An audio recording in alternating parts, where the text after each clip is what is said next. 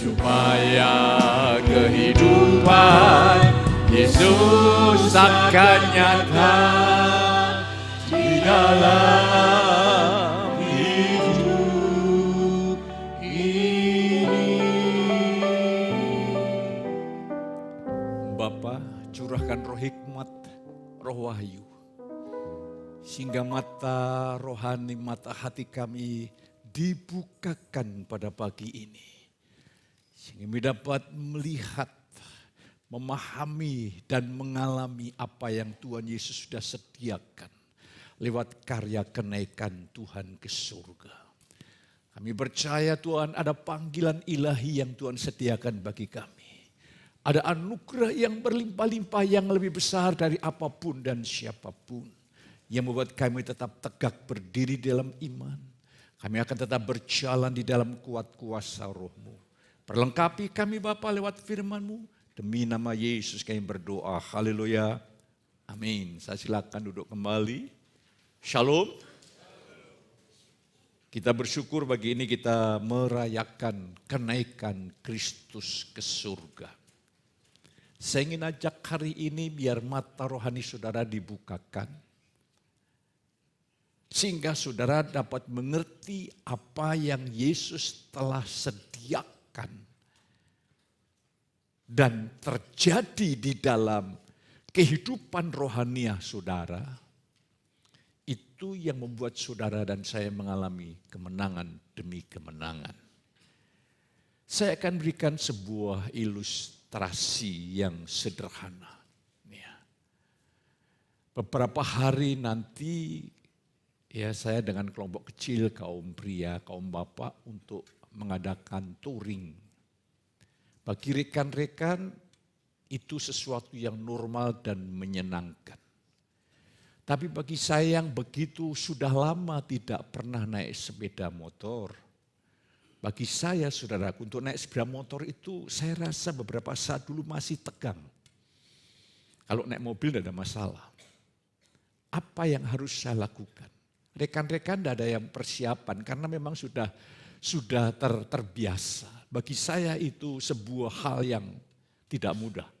Saya harus keliling setiap sore dan pagi di halaman untuk mencoba menguasai kendaraan yang akan saya pakai ke sana. Saya keluar pagi-pagi keliling, jauh mutar-mutar keluar. Bagi rekan-rekan semuanya tidak ada persiapan, tidak ada yang dilakukan seperti yang saya lakukan. Apa maknanya bagi kehidupan rohani? Saya di dalam bidang rohani yang memimpin, membimbing saudara.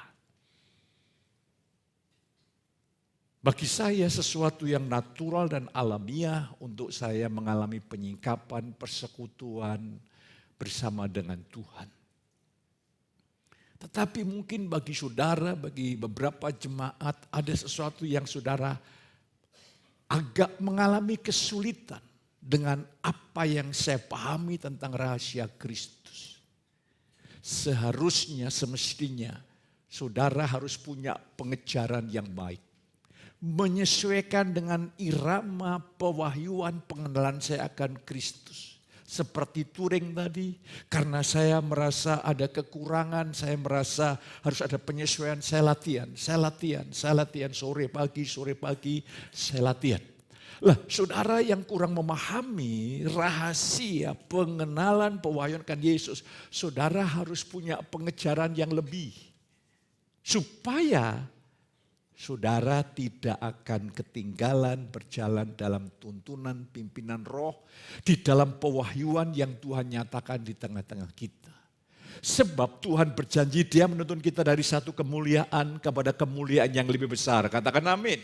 Bukan satu kemuliaan, pergumulan, pergulatan, tekanan, kemuliaan lagi. No. Saudara dan saya akan Tuhan bimbing dari kemuliaan kepada kemuliaan yang lebih besar. Dan kalau engkau tidak seirama dengan berjalan dalam pewahyuan roh, engkau dianggap ketinggalan kitab Ibrani.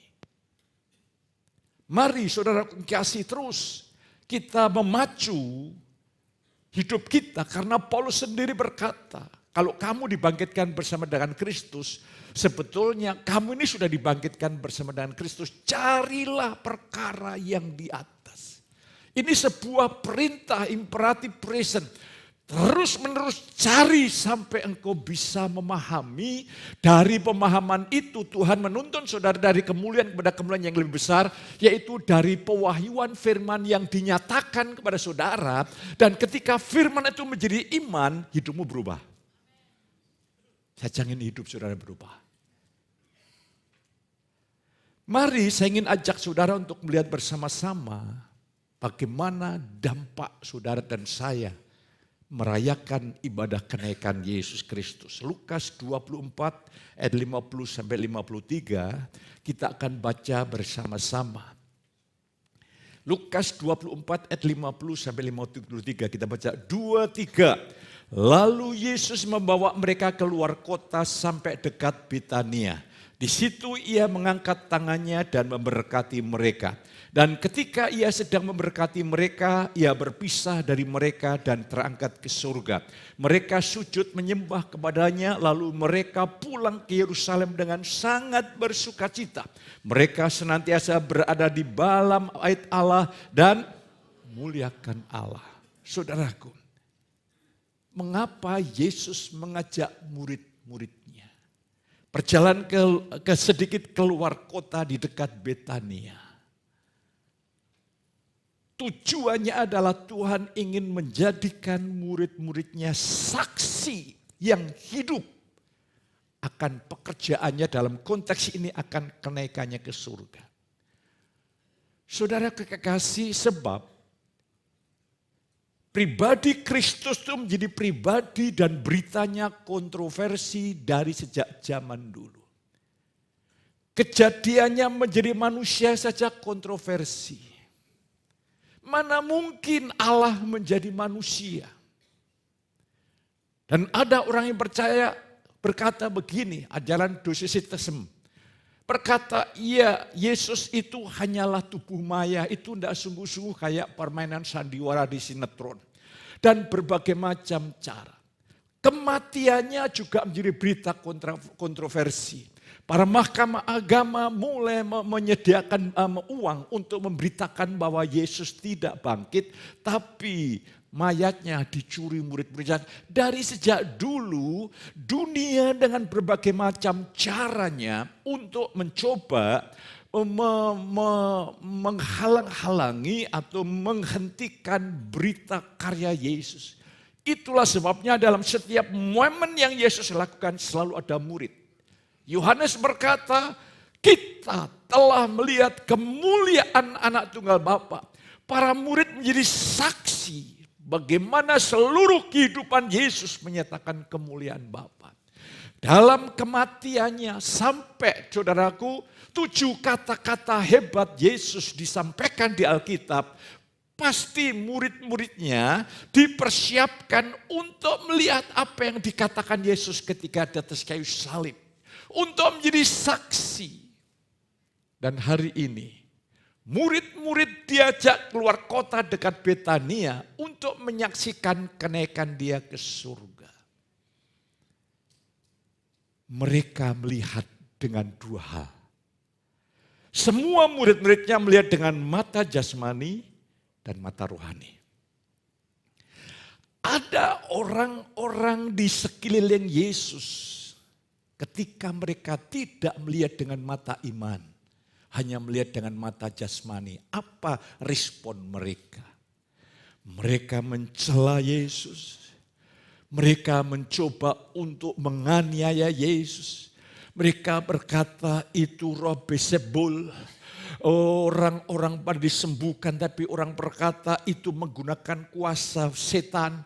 Saudaraku, sama-sama melihat. Yang satu melihat dengan mata iman, yang satu hanya mata jasmania. Hasilnya berbeda. Lah hari ini murid-murid pulang penuh dengan sukacita. Ada perubahan total, mereka menjadi saksi akan kenaikannya. Dan mereka setiap hari ada kesukaan baru di bait Allah. Ada kesukaan baru dengan hal-hal tentang hal-hal rohani.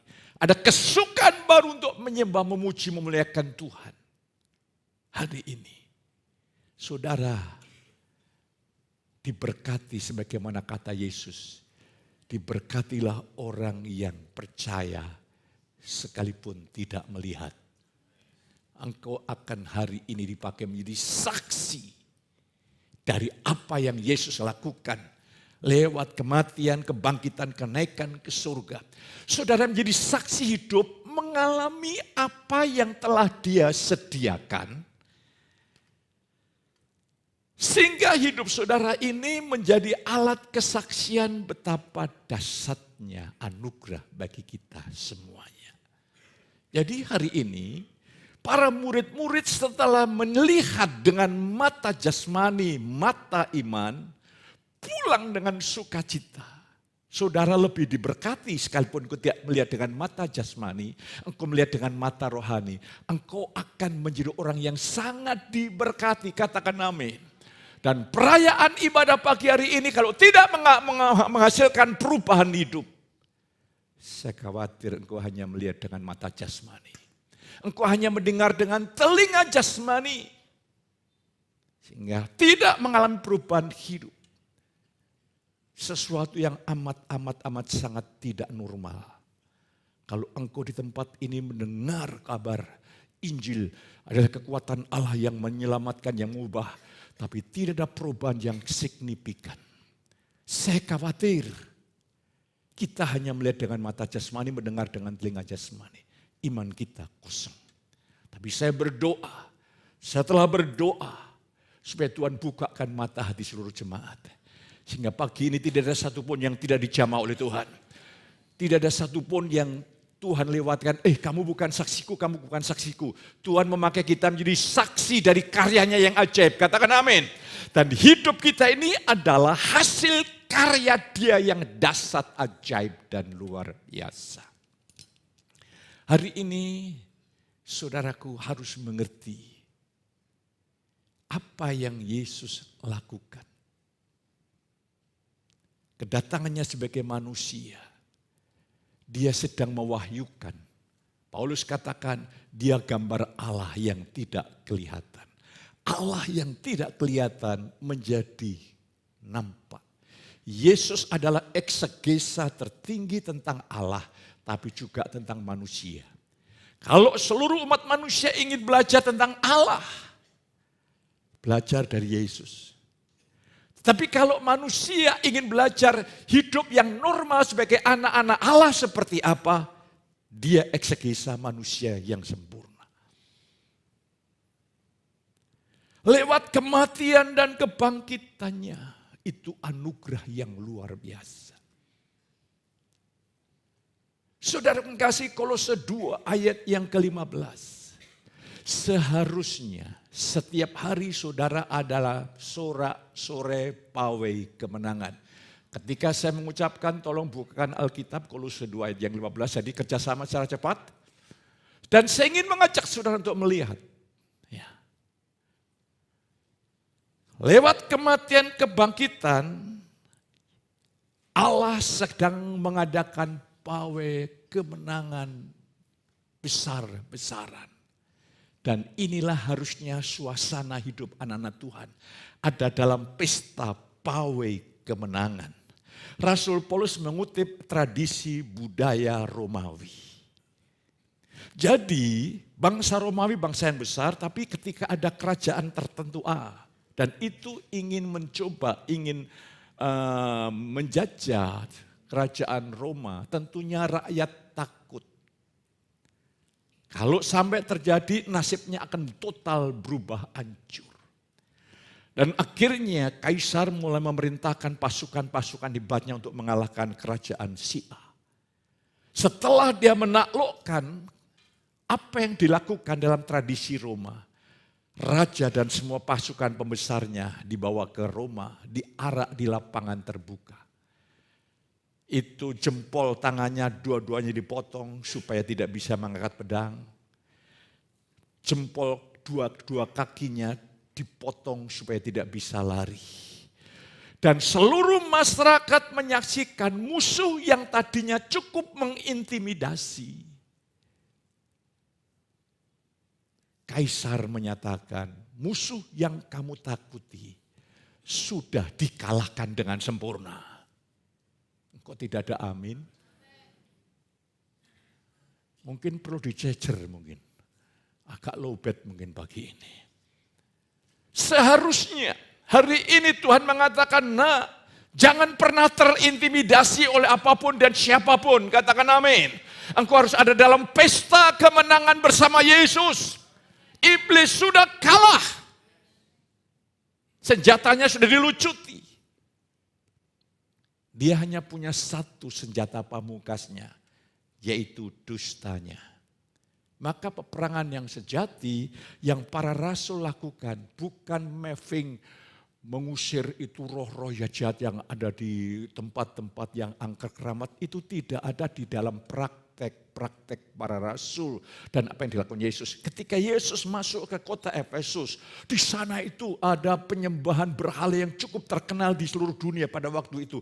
Paulus tidak mengutus tim doa syafaat untuk masuk ke sana, tidak. Peperangan yang sejati hanya satu, memberitakan Injil. Karena Injil adalah kekuatan Allah yang menyelamatkan. Dan Paulus bisa merombak kota yang besar, yang dipenuhi dengan penyembahan berhala. Hari ini, saya ingin mengajak saudara, apakah doa syafaat tidak penting? Itu penting dan sangat penting. Tapi yang saya maksud, kami tidak mengadakan doa keliling, menghancurkan roh-roh di udara, roh jahat. Sebab bagaimana mungkin saudara bisa mengusir roh jahat padahal roh-roh itu sudah dikalahkan. Amin. Jadi kita ini kalau mempraktekkan sesuatu harus secara biblikal. Apa dasar Alkitabnya secara jelas. Bukan ikut-ikutan. Jadi seharusnya hari ini hidupmu sehari-hari engkau ada dalam pesta kemenangan bersama dengan Tuhan. Musuh sudah ditaklukkan, sudah diletakkan di bawah kakimu dan kakiku. Katakan amin.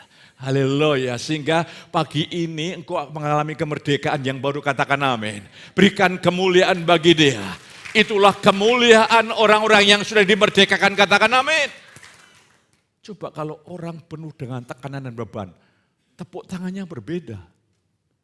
Saudara, orang yang penuh beban tekanan, tepuk tangannya. Apa itu saudaraku? Main domi, remi. Tapi di sini saya tadi lihat, haleluya. Kalau sampai ada yang, pasti saya akan turun dari mimbar dan saya dekatin. Nanti setelah khotbah kita sharing.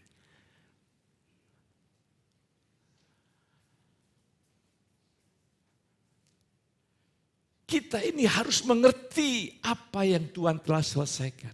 Sebelum Yesus mati dan dibangkitkan, Allah itu serius dengan dosa. Bangsa Israel berbuat dosa sampai kadang-kadang mati, dibunuh, ditawan, dianiaya. Sampai mengalami kekejaman bengis bangsa Kasdim. Makanya itu Habakuk berkata, Tuhan aku ini tidak percaya dengan apa yang kulihat dengan mata. Mengapa ini terjadi? Kejam sekali Allah itu kelihatannya. Bahkan bangsa-bangsa Kasdim, bangsa Babilonia, bangsa Mesir, bangsa Ethiopia, bangsa Asyur. Dia dipakai Tuhan ketika bangsa Israel berbuat dosa. Tapi ketika mereka mulai melakukan di luar apa yang Tuhan kehendaki, Allah hancurkan mereka satu persatu. Allah betul-betul marah dengan dosa. Tapi di dalam Yesus, kemarahan Allah terhadap dosa ditimpakan kepada Yesus Kristus. Katakan amin. Maka Roma 8 menjadi tarian pujian lagu yang nyaring. Demikianlah sekarang tidak ada penghukuman bagi mereka yang ada dalam Yesus. Allah tidak pernah menghukum dosa saudara. Kalau Allah menghukum dosa saudara ke masuk neraka, Allah tidak menghormati Yesus. Yesus adalah dirinya bagian dari kekekalan Allah. Tapi Pak kalau begitu kan bebas dosa. Ada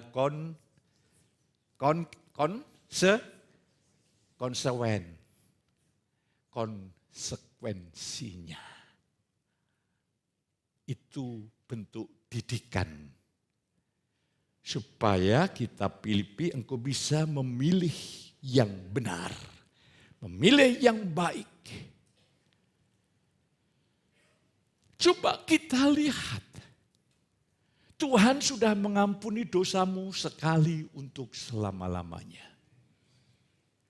Engkau tidak ada lagi penghukuman karena dosa. Setelah itu, Dia bebaskan saudara dari kuasa dosa. Hukum dosa yang di dalam anggota tubuh kita yang seringkali menghalangi kita untuk mentaati, telah ditaklukkan oleh kuasa Roh-Nya. Kehadiran Tuhan di dalam hidup kita, jaminan untuk hidup di dalam kehendak Tuhan, sudah limpah. Makanya betul ya, apa yang dicanangkan anak saya, 3CCC ya, Christ Center Church, Christ Center Leadership, Christ Center Youth, Christ Center Preaching, dan pokoknya semuanya berfokuskan Kristus. Kalau kita berfokuskan agama, berfokuskan doktrin, itu semuanya mati. Doktrin yang benar akan membawa seseorang mengenal pribadi Yesus. Amin. Nah, hari ini kita bersyukur, kita berterima kasih untuk apa yang telah Yesus lakukan, untuk apa yang Yesus telah sediakan. Nanti doa Paulus pun berbeda. Banyak orang berdoa itu seringkali adalah lahir dari ketidaktahuan atau ketidakpercayaan. Doanya begini, Tuhan sertai saya. Doa yang seperti itu adalah doa kurang iman. Padahal Tuhan berkata, aku sekali-kali tidak akan pernah meninggalkan kamu. Tuhan, hadirlah di dalam ibadah kami. Engkau ini kurang percaya kalau ada song leader berdoa seperti itu, selesai ibadah. Pasti saja sharing. Bukankah Tuhan berkata, 2-3 orang berkumpul dalam namaku, aku ada di tengah-tengah mereka. Tuhan ada di dalam saudara, di dalam saya, tapi dalam pengurapan korporat ini yang kita doakan apa? Bukan Tuhan hadirlah, Tuhan nyatakan, bermanifestasilah di tengah-tengah ibadah lewat kesembuhan, kelepasan, kebebasan, terobosan, dan pertumbuhan rohani. Katakan amin. Itu yang harus kita doakan. Sehingga setiap ibadah ada sentuhan-sentuhan ilahi dan jemaat dijamah, diubah. Haleluya. Hari ini saya ingin ajak, saya melihat karya Tuhan yang luar biasa. Karya Tuhan yang ajaib. Yang sangat rugi kalau kita sia-siakan. Mari kita lihat hari ini apa makna kenaikan Kristus ke surga. Iya. Nomor 1, makna kenaikan Yesus ke surga menyatakan pelayanan Yesus di bumi dalam misi keselamatan sudah selesai dengan sempurna. Ini kita dapat iman hari ini, semua yang saudara dan saya butuhkan untuk menjalani hidup berkelimpahan, berkemenangan, bercukupan dalam segala sesuatu, penuh kepuasan, kedamaian, Tuhan sudah sediakan. Supaya saudara bisa memahami dan mengerti. Tuhan sudah selesaikan. Makanya doa Paulus itu berbeda. Ketika dia berdoa kepada jemaat di Efesus 1 ayat 18 dan 19. Dan supaya ia menjadikan mata hatimu terang. Agar kamu mengerti pengharapan apakah yang terkandung dalam panggilannya. Betapa kayanya kemuliaan bagian yang ditentukannya bagi orang-orang kudus. Saya mau tanya, ini sudah terjadi atau belum? Sudah terjadi. Seperti apa wujud nyatanya? Dengar, rohmu yang baru, manusia barumu persis seperti Yesus. Yesus tidak terkalahkan. Rohmu tidak terkalahkan. Tapi bagaimana Pak kalau saya kalah? Kalau engkau kalah karena engkau mengambil keputusan mau kalah. Engkau mundur karena engkau mengambil keputusan mau mundur. Saudara lihat pelayanan Yesus. Ketika melihat Yudas, Yesus tahu tidak kalau Yudas menjadi pengkhianat? Tahu. Tapi dia tidak bawa apa itu namanya tongkat, dia pukul-pukul, dia tempeleng, dia tidak ada. Ada di antara muridmu. Kau yang akan menyangkal aku. Bayangkan. Tuhan menghargai otonomi. Sekalipun Tuhan menegur. Makanya kalau ada jemaat yang sudah minta izin, dia pindah di tempat ini berarti orang itu sudah rindu digembalakan orang lain. Bagi saya, oke, stop.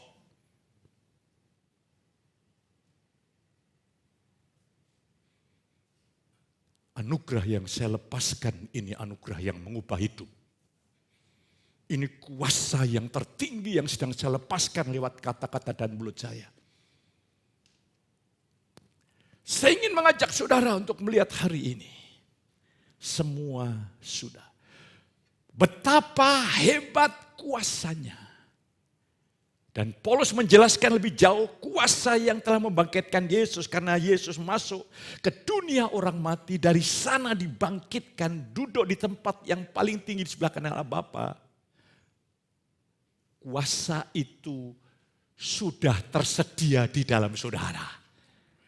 Saudara ini bukan begitu, Tuhan biarlah engkau angkat aku, kuasamu angkat aku. Saudaraku, kuasa kebangkitan itu sudah. Rohmu itu sudah seperti Yesus. Apa yang Yesus punya, saudara saya punya. Katakan amin. Kita bukan gini, di dalam kasih karunia itu semua Tuhan sudah selesaikan. Lah, bagaimana saudara memunculkan yang di dalam ini, memanifestasikan, mewujudkan yang di dalam berkat yang sudah kita terima ini nyata dalam kehidupan sehari-hari. Ya. Jadi kalau kuasanya yang terhebat yang Allah miliki tersedia di dalam saudara dan siap bekerja di dalam saudara.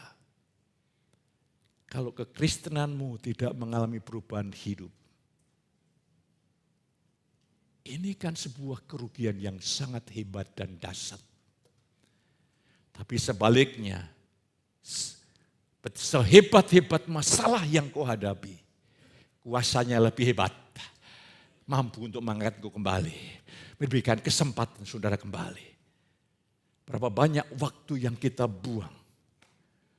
Berapa banyak waktu yang kita buang karena kita tidak melihat dengan mata hati. Kita menyanyikan anugerah Tuhan. Izinkan Roh Kudus menjamah saudara sehingga pagi ini pagi kesempatan baru yang Tuhan berikan kepada saudara. Tuhan semuanya sudah Tuhan selesaikan. Saya ulangi lagi karena khotbah saya khotbah penggembalaan. Jangan seperti anak sulung. Bayangkan pesta besar dilakukan. Bapak malaikat di surga bertepuk tangan bersorak-sorai karena anaknya yang hilang datang kembali. Yang mati bangkit kembali. Anak sulung cemburu, marah, ngambek. Dia tidak mau ikut pesta. Bapaknya tanya, mengapa kamu tidak mau? Harusnya kamu kan bersuka cita. Adikmu yang sudah hilang datang kembali.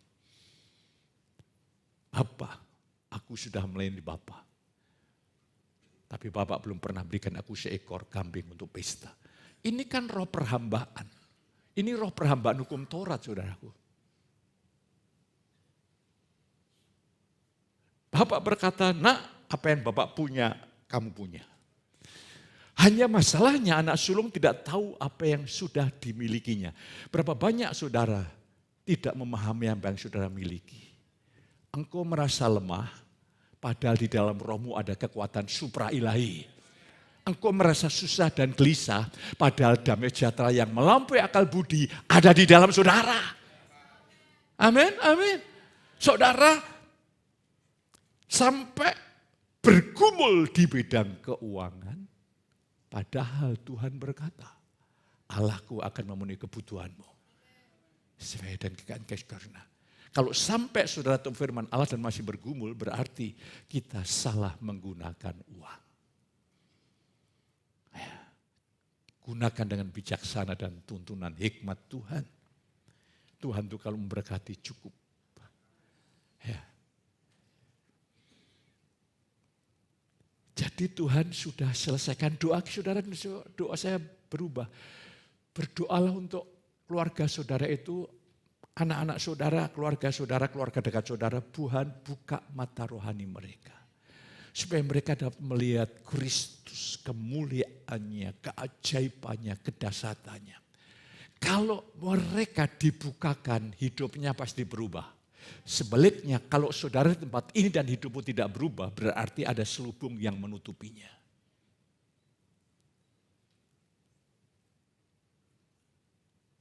Dan tentunya ini sebuah kerugian yang besar. Yang kedua, apa makna kenaikan Kristus? Menyatakan bahwa dia telah kembali kepada kemuliaan surgawinya. Allah bersama Bapa di dalam kekekalan. Allah sebagai putra, dari dulu putra, artinya putra itu anak. Itu Yesus keberadaannya selalu menyatakan Bapaknya. Ketika dia menjadi manusia menyatakan Bapaknya. Ada sebuah pola di sana. Dan setelah kematian dan kebangkitannya dia naik ke surga.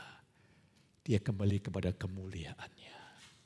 Yang kekal. Kepada kekekalan. Tapi hari ini ada satu rahasia misteri. Ibrani 10 ayat 20 ketika Yesus di bumi. Tubuhnya adalah tabir yang menutupi kemuliaan kekalnya. Karena ia telah membuka jalan yang baru, Ibrani 10 ayat 20, dan yang hidup bagi kita melalui tabir, yaitu dirinya sendiri. Jadi saudara lebih bersyukur saat ini, karena ada orang Kristen berkata, lebih enak ya hidup pada waktu Yesus hidup di Yerusalem, di Galilea. Ya. Saya lebih senang hidup sekarang. Amin. Mengapa? Pertama, karena saya tidak mungkin hidup di masa lalu, masa dulu. Ya hidup saya sekarang lebih mudah. Mengenal Yesus sebagai manusia itu tubuhnya itu adalah tabir. Saudara ini gambaran nanti. Jadi kemuliaan Yesus itu tersembunyi di balik tubuhnya. Jadi pada waktu Yesus di bumi ini memang kalau bukan karena orang rendah hati dibukakan Roh Kudus tidak bisa mungkin menerima Yesus.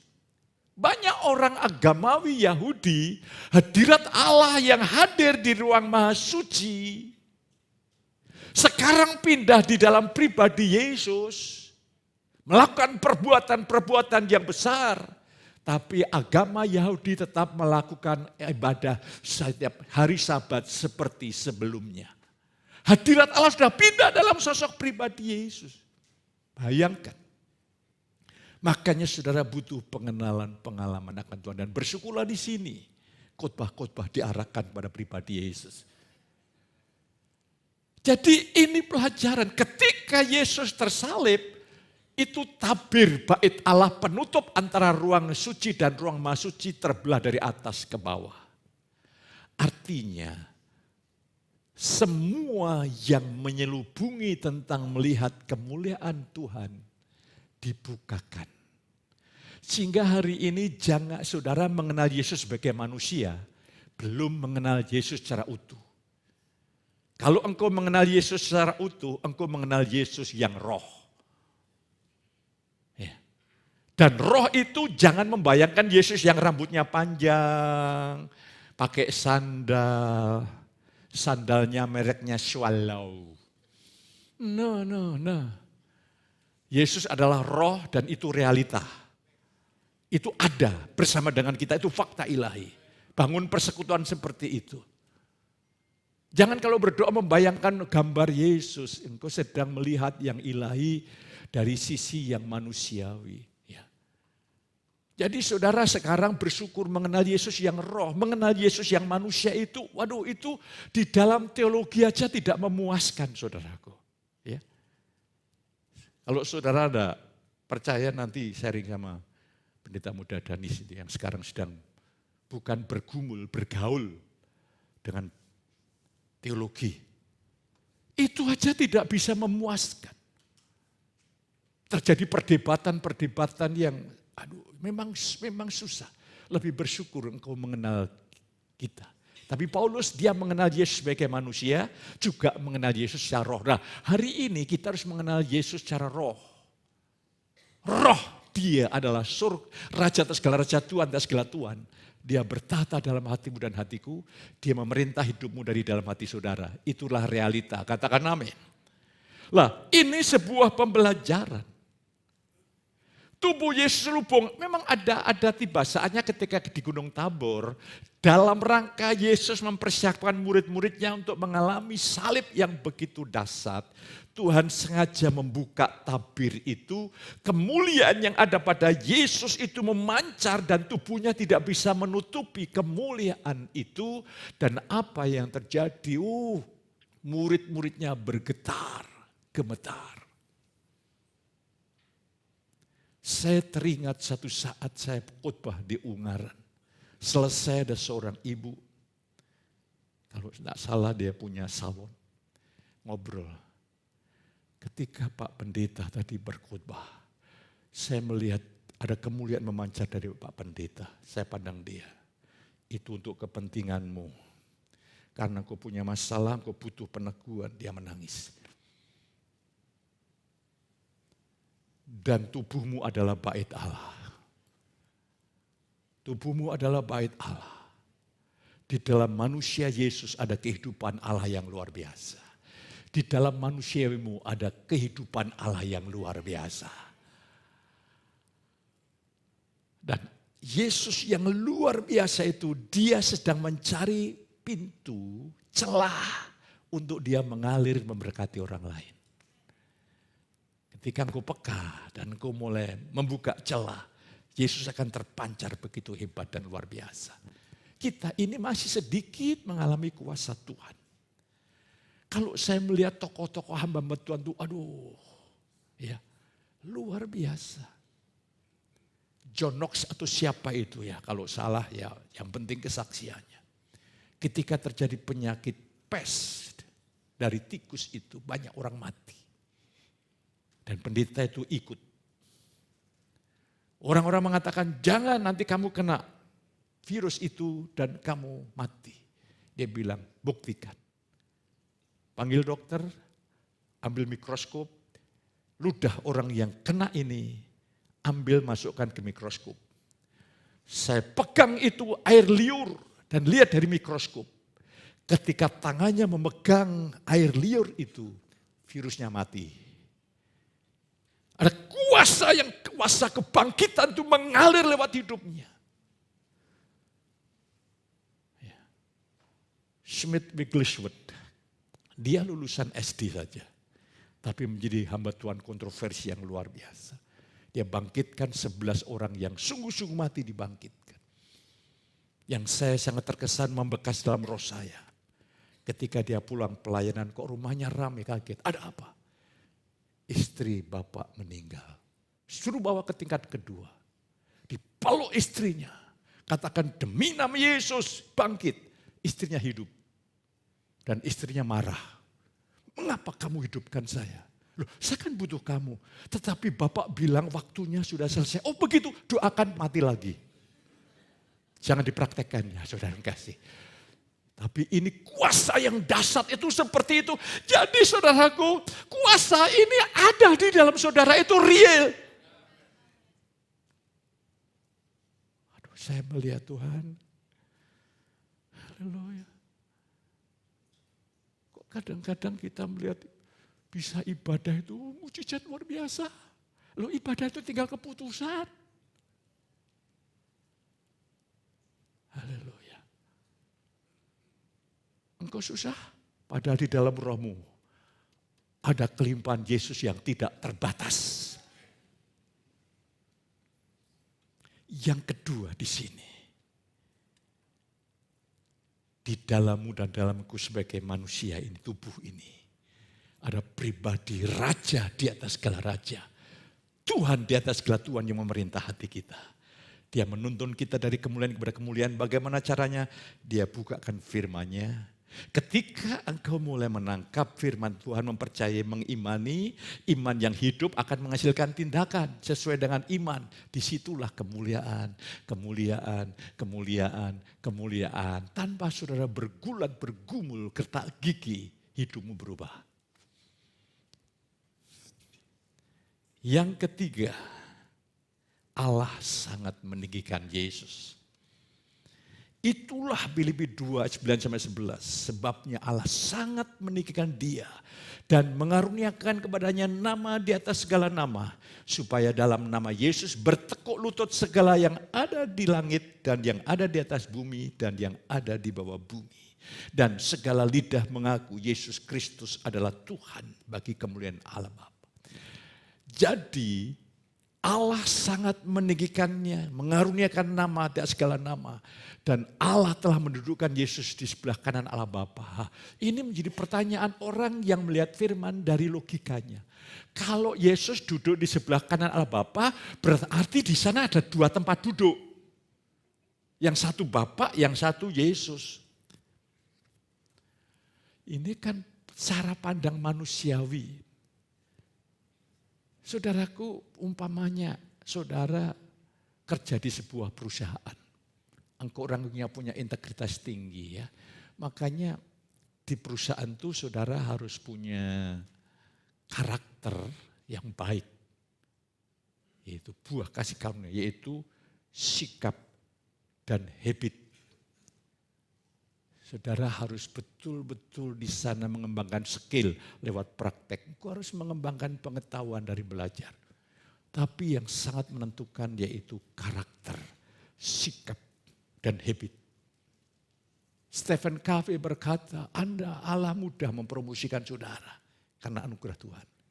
Tapi engkau akan tinggal di dalam promosi itu yang mempertahankan itu karakter. Milikilah karakter Kristus. Sekalipun engkau diberkati luar biasa, engkau tetap rendah hati. Engkau tetap cinta Tuhan. Amin. Itu karakter yang luar biasa. Allah sangat meninggikan Yesus. Yesus menjadi Tuhan, penguasa. Dia menjadi Allah mempercayakan penghakiman kepada Yesus. Segala kuasa di surga di bumi ada dalam tangan Yesus. Kalau saudara melihat dari pewahyuan ini, masalahmu tidak menentukan nasibmu. Tuhan yang menentukan nasibmu. Bukan pujian kita ditentukan oleh firman-Nya, kita ditentukan oleh kuasa-Nya, katakan amin. Masalah itu kok anggap besar karena engkau tidak melihat Tuhan tapi melihat masalah. Ketika kau melihat Tuhan, ternyata kuasa di surga dan di bumi ada di dalam tangan Yesus. Inilah sebabnya saya berdoa supaya seluruh jemaat pulang penuh dengan sukacita. Karena engkau melihat dengan iman. Dan engkau mengalami perubahan hidup yang signifikan, yang luar biasa. Karena apa? Yesus, dia Tuhan, dia Raja atas segala raja. Oh, Yohanes Wahyu 1 ayat yang kelima, raja-raja tunduk kepadanya. Dan hari ini, Raja atas segala raja, dia berjanji begini. Aku menyertai kamu kepada para murid-muridnya sampai kesudahan akhir zaman. Penyertaan Tuhan itu yang membuat murid-murid mengalami aniaya yang hebat lewat kekaisaran Romawi. Murid-murid itu tetap kuat berapi-api. Luar biasa. Saya membaca sejarah gereja. Gereja yang terhebat, yang luar biasa, yang penuh dengan kemurnian adalah gereja. Ketika di Tiongkok, gereja itu ditekan pemerintah ada di bawah tanah. Artinya tidak bisa ibadah. Mereka kadang-kadang hanya kumpul 2-3 orang bawa Alkitab yang mungkin disobek-sobek lah begitu. Tapi imannya meledak. Di Afrika, ketika Afrika jatuh ke negara komunis, dilarang total. Dan mereka kalau ibadah cuma pelan-pelan nyanyi. Ya. Pelan-pelan. Alkitabnya mungkin disubek-subek gantian dan lain sebagainya. Setelah pemerintah tumbang, kekristenannya 2 kali lebih daripada sebelum komunis. Karena siapa? Yang bekerja siapa? Tuhan. Ketika saudara mulai masuk dalam zona nyaman, ini bahaya. Engkau tidak lagi bergantung Tuhan. Kan cukup kok. Semua baik, no problem. Semua baik, tidak ada masalah, itu karena anugerah saudara kekasih. Tetaplah bergantung, berharap kepada Tuhan. Ya, justru ketika saudara mulai diberkati sini sana, engkau harus semakin banyak berdoa. Supaya saudara tahu engkau semakin diberkati, engkau mulai berpikir apa dengan berkat yang kumiliki. Saudara dipromosikan dalam pekerjaan. Kau harus tahu. Ketika Yusuf dipromosikan ada di Mesir, dia tahu panggilannya untuk menyelamatkan bangsa Israel. Saudara dipromosikan di sebuah pekerjaan, kau harus tahu tujuannya. Engkau punya kesempatan memperluas pengaruh kerajaan Allah. Tapi ketika saudara kehilangan momentum itu, saudara justru sibuk dengan pekerjaan, kehilangan keintiman, keakraban dengan Tuhan. Yang sangat menyedihkan. Ketika saudara memiliki posisi tinggi, orang datang menghormati saudara. Engkau masuk ke kantor, sapan berkata, mari masuk Pak. Engkau mau melewati jalan besar, para satpam ada 2-3 orang mulai menghentikan kendaraan supaya engkau bisa lewat. Tapi karena hatimu tidak penuh dengan cinta Tuhan, pensiun. Kondisi hatimu tidak total mengasihi Tuhan. Orang tidak menghormati lagi, uang mulai menurun. Aduh, itulah ujian yang berat. Tapi hari ini lihatlah, di dalammu semua kekayaan ada. Akhirnya apa yang terjadi? Kita kehilangan momentum yang luar biasa. Tapi Tuhan selalu memberikan momentum yang baru. Ya. Tuhan tidak pernah kehilangan momentum. Ya, saya baca di YouTube. YouTuber menggunakan kendaraan tertentu. Dia kalau naik untuk mencoba kekuatan mesinnya, rahasianya cuma jangan kehilangan momentum. Saatnya gas harus mulai digas. Ya. Digas sama ngegas itu 2 hal yang berbeda. Anak saya ke Demak, itu ditutup karena ada acara. Ketika anak saya Danis itu naik mobil, polisi menghentikan begitu. Pak, saya mau gereja. Polisinya bilang begini, jangan ngegas Mas. Aduh. Ya, itu sama beda jangan sama naikkan gas beda.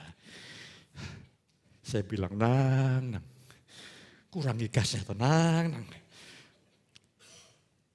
Allah sangat meninggikan Yesus. Luar biasa. Kalau Allah meninggikan Yesus, seharusnya hidupmu juga meninggikan Dia. Amin. Berkat kenaikan Yesus ke surga, Ia baru bisa mencurahkan rohnya. Ini dimensi pekerjaan Allah. Saya baca Yohanes 3 ayat 7 ayat 38 39, barang siapa percaya kepadaku seperti yang dikatakan oleh kitab suci, dari dalam hatinya akan mengalir aliran-aliran air hidup. Kita lihat, ketika orang mengalami kepenuhan roh, ada jaminan, ada aliran-aliran, itu bukan tunggal, itu jamak. Aliran ini akan keluar dari dalam hati, bukan dari surga. Dari hati keluar akan menjamah orang lain. Tapi Yohanes 4, ketika saudara lahir baru, Yesus menjadi mata air untuk kepuasan pribadi. Engkau tidak akan pernah haus untuk selama-lamanya. Kepenuhan roh, engkau akan menjadi berkat bagi banyak orang. Lah, di sini saudaraku, yang dimaksudkannya ialah roh yang akan diterimanya oleh mereka yang percaya kepadanya. Sebab roh itu belum datang karena Yesus belum dimuliakan. Yesus belum dimuliakan. Ya. Di dalam Kisah Rasul dikatakan, Yesus telah ditinggikan, dia menerima roh Allah itu dicurahkan pada murid-muridnya. Ini dimensi pelayanan Allah yang berbeda. Sejak peristiwa Pentakosta, Allah bekerja dari dalam hidup orang percaya. Sebelum peristiwa Pentakosta, murid-murid saja diajar Yesus yang di luar hidup murid-murid gagal total kok. Tapi begitu peristiwa Pentakosta, roh Allah mulai masuk dalam hidup mereka. Tuhan mengubah para pecundang, para rasul-rasul itu menjadi pahlawan-pahlawan iman. Dan roh yang telah mengubah para rasul itu ada di dalam saudara. Itulah berkat kenaikan ke surga, pelayanannya Yesus berbeda. Bukan pelayanan perjanjian lama, Allah dari luar menuntut, memberikan hukum menuntut. Tapi di dalam perjanjian baru, Allah dari dalam. Dia menggerakkan saudara dan memampukan saudara untuk mentaati perintahnya. Yang kelima, terkenal ia menyediakan tempat bagi kita di surga. Nah, kurang apa lagi jaminannya? Hidup di dunia terpelihara sempurna. Kalau mati masuk surga. Haleluya, haleluya, puji Tuhan. Ya, nanti kalau ada jemaat yang dipanggil Tuhan, pasti ada enggak? Oh, kok belum ada jawabannya. Nanti kalau ada jemaat yang dipanggil Tuhan, pasti enggak ada jemaat mati. Saudara kok takut gitu menjawab, saudara? Pasti enggak saudara mati. Lebih jelas lagi, cuma hanya masalah jadwal. Haleluya. Dan kita memiliki pemahaman bahwa kematian itu adalah membawa keluarga kita masuk dalam kebahagiaan kekal. Amin. Ya, tapi ya jangan terlalu ekstrim. Kan orang yang datang itu bermacam-macam, ya. Ada yang beriman, yang kurang iman, yang tidak beriman. Sementara pujian di rumah duka, kita naikkan pujian, ku menang bersama Yesus Tuhan. Geger, saudara kekasih. Itu namanya semangat tanpa hikmat. Tapi banyak orang berhikmat tanpa semangat, hanya wacana, ngomong melulu. Hikmat persuasana, hikmat kuasa itu dasar, haleluya. Ya. Ambil lagu-lagu yang menguatkan, ya, yang mengarahkan. Khotbah saya selalu mengarahkan orang kepada titik. Karena khotbah yang paling enak itu sebetulnya ibadah kematian. Saya tidak usah ngundang, tidak usah memberikan selebaran, orang-orang datang sendiri. Saya sampaikan firman. Pertama untuk menghiburkan keluarga. Ya. Kadang-kadang itu, saya kadang-kadang susah. Setelah pasangannya mati, nangis. Bapak, kok mati meninggalkan aku? Kalau suaminya bisa hidup kembali begini, aku mati kok goro-goro kowe. Kowe ki ganas. Omonganmu menyakitkan hati. Mari, mumpung masih hidup ini, cintai pasanganmu. Wamina banget, saudara. Nampaknya sudah lowbat. Saya baru khotbah 752 kok sudah lowbat, saudara kasih. Saya berdoa sampai diberkati miliatan. Kursinya saya rubah semua. Saya kasih semuanya aliran listrik voltase rendah. Saya cek di sana, di sudut sana agak mengantuk. Di sana agak ngantuk. Saya lihat lagi. Saudara, udah ibadah datangnya terlambat. Voltasenya saya naikkan lagi. Begitu duduk. Di sini tidak ada, saudaraku.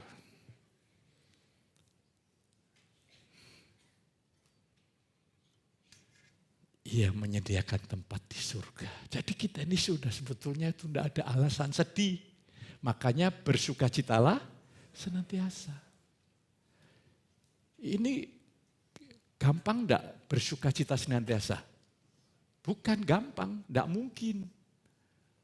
Firman Tuhan dikatakan bersukacitalah senantiasa itu perintah, verb imperatif present, bersukacitalah senantiasa. 1 Tesalonika 5.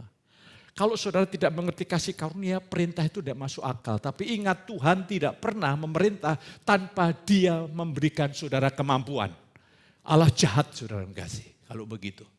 Kalau Tuhan berkata bersukacita senantiasa, dengar. Karena Tuhan sudah lakukan semuanya, rohmu itu penuh sukacita senantiasa. Katakan amin. Mengapa engkau sedih? Ingat, roh saudara yang saya gambarkan jiwa dan tubuh. Ketika jiwa saudara menyatu dengan roh, artinya pikiranmu dibaharui oleh firman menyatu dengan roh, apa yang ada pada roh ini mengalir lewat jiwa, lewat tubuh menjamah orang lain. Tapi ketika pikiranmu mulai mengarahkan kepada panca indera, itu menjadi penutup sehingga apa yang di dalam roh tetap tinggal di sana dan engkau menghayati hidup maut. Itulah sebabnya jiwamu harus menyatu dengan roh saudara yang baru dengan cara pikiranmu dibaharui selaras dengan firman. Kan kalau jiwamu menyatu dengan firman dengan roh, apa yang terjadi? Apa yang ada di dalam rohmu akan mengalir, akan menjamah dan memberkati banyak orang. Itu bersifat spontan. Jadi hari ini saudara ini orang yang sudah kaya raya. Apa yang Bapak punya, saudara punya. Amin. Engkau bukan orang yang lemah, yang tidak berdaya, ya jelek, penuh dosa. Itu semuanya sudah disalibkan. Saudara ciptaan baru. Ingat sebagai manusia baru, aku harus beda dengan saudara sebagai manusia lama. Aku harus bisa membedakannya. Sebagai manusiawi, ya kita ini tidak layak. Tapi jangan tarik terlalu dalam karena saya tidak layak memaafkan dosa. Enggak. Manusia barumu seperti Yesus. Ada kuasa yang maha dahsyat. Dan hari ini saya bersyukur dalam perayaan kenaikan Kristus ke surga. Saudara hari ini memandang dia, memahami apa yang dia telah sediakan. Hari ini Tuhan berkata, bukan berusahalah untuk menang. Tapi Tuhan berkata apa? Lebih daripada pemenang. Tapi saudara berusaha untuk menang. Ini kan masalah saudaraku. Ini hanya karena kurang apa? Tuhan berkata kamu lebih daripada menang. Engkau berusaha untuk menang. Karena saudara kurang ajar. Masa dikasih firman tidak percaya. Saudara kasih. Ya maaf ya. Ini mungkin tadi kurang baik. Kita ini saudaraku, Tuhan tambahkan aku sukacita. Di dalammu itu sudah ada sukacita. Lah mengapa engkau belum mengalaminya? Karena pikiranmu tertuju kepada situasi, kondisi, kepada pasanganmu. Arahkan pada firman. Amin. Kalau engkau melihat pasangan saudara, lihatlah pasanganmu di dalam Kristus. Pasanganmu adalah ciptaan baru. Amin. Haleluya. Bapak-bapak, pasanganmu adalah wanita yang tercantik. Yang amin cuma 5 bapak ini saudara. Kok masih tergoda istri orang lain kali? Haleluya. Hari ini saya nanti coba disetting ibadah karena kaum bapak-bapak ada, kaum ibu-ibu ada, ibadah khusus suami istri. Kondisikan duduk berduaan. Tuhan sudah memberikan saya sebuah tanda. Buat makan yang enak ya. Kalau perlu dibuat tempat pelaminan. Haleluya, haleluya. Jadi kita buat istimewa mereka. Ketika mereka berdua bergandengan tangan dari bawah. Sambut dia sebagai temanten baru. Duduk. Di sana saya akan mengajar bagaimana Tuhan mulai memberkati rumah tangga. Kalau tidak, bohong saudara kasih. Ayo. Kalau tidak, hubunganmu suami istri tidak beres. Hubunganmu dengan Tuhan juga terganggu. Makanya hubunganmu dengan Tuhan baik, buahnya adalah hubunganmu dengan pasanganmu baik. Ya. Dan hari ini terakhir dampak melihat kenaikan Yesus ke surga adalah mereka para murid penuh sukacita dan senantiasa berada di dalam bait Allah dan memuliakan Allah. Kalau saya konteks di sini, ketika jemaat pulang tempat ini, rumah tanggamu dibuat bahagia. Engkau suka beribadah, suka ikut care group. Di atas aminmu saya meneguhkan. Aku suka melayani. Dan itu dorongan dari dalam. Kalau engkau di bawah Taurat, begitu kau dapat jadwal, mati aku lagi. Setiap dapat jadwal, isinya cuma mati aku, mati aku, mati aku. Dia ngomong terus mati aku, maka orang itu tidak mati, tapi setengah.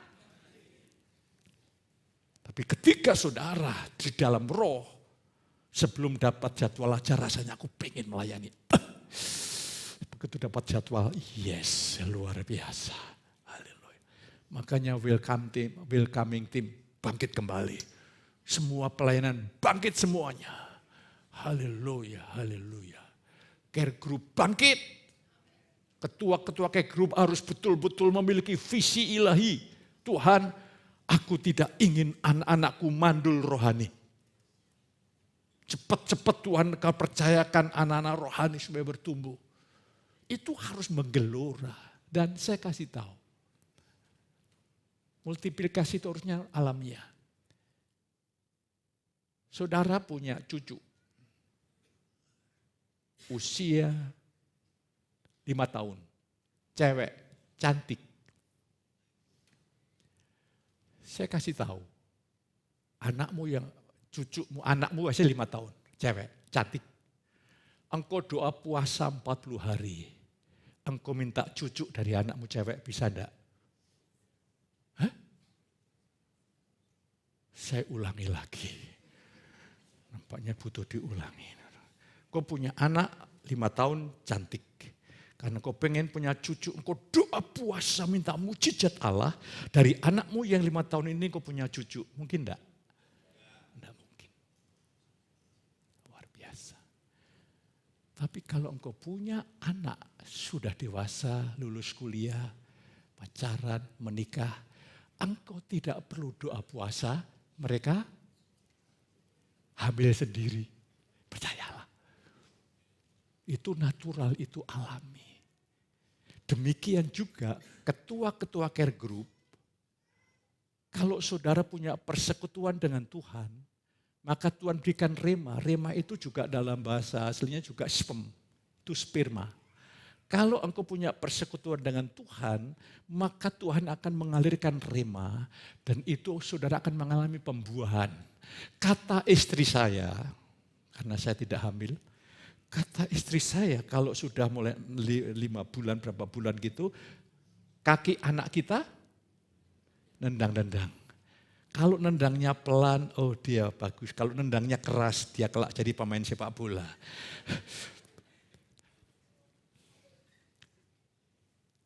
Ketika ketua-ketua care group punya persekutuan yang manis dengan Tuhan, Tuhan mulai memunculkan rema, maka engkau mulai mengandung.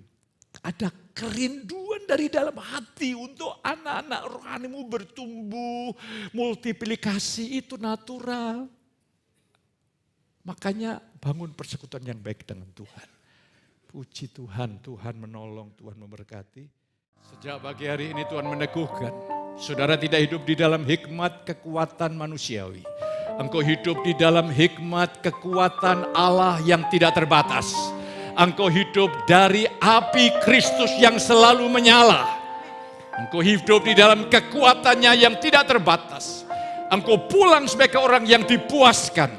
Engkau pulang sebagai orang yang berbahagia berlimpah-limpah. Angkat tanganmu, pulanglah penuh dengan sukacita di dalam berkat Bapa. Kasih sayang Tuhan Yesus, lihat persekutuan yang kudus, menyertai saudara ini pagi sampai selama-lamanya. Yang diberkati katakan bersama saya. Ya Yesus ku nembahku di dunia, di dunia, di dunia. Ya Yesus ku nembahku. tiba